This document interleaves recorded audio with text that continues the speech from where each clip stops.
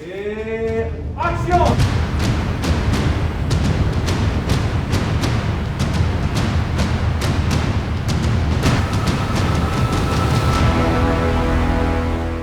Je m'appelle Julien Pénanec et je suis le maître d'armes et responsable principal de la formation aux armes. Ça fait maintenant quelques années que j'interviens au sein de la formation aux armes à la demande de Julien et mon travail est très simple, je suis là pour les confronter aux réalités d'un tournage ou d'une mise en scène. C'est la 5e année qu'il intervient sur le module cinéma.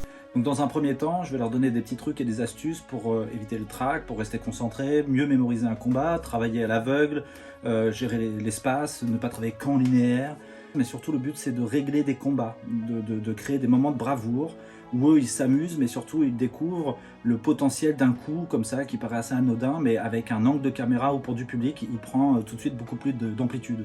La formation aux armes est un groupe cette année assez dense puisqu'ils sont 19 stagiaires et cette année avec les restrictions sanitaires on est parti sur un univers post-apocalyptique et de faire du coup un tournage basé sur l'univers du masque.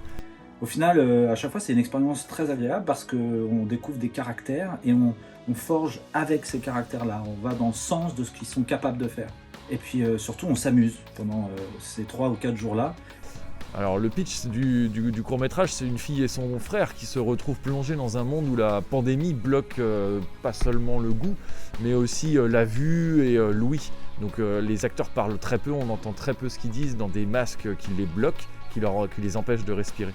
Et donc un médecin vaccine les survivants clandestinement, juste avant l'arrivée d'une milice autoritaire qui vient attraper tout le monde. Une dernière chose, c'est qu'au final, cette année, ce qui a été génial, c'est que la formation de l'année dernière est venue porter main forte à la formation de cette année. Et j'ai ressenti vraiment une osmose, un groupe très dynamique qui avait envie de faire des choses. Et ça a été extrêmement porteur pour le groupe.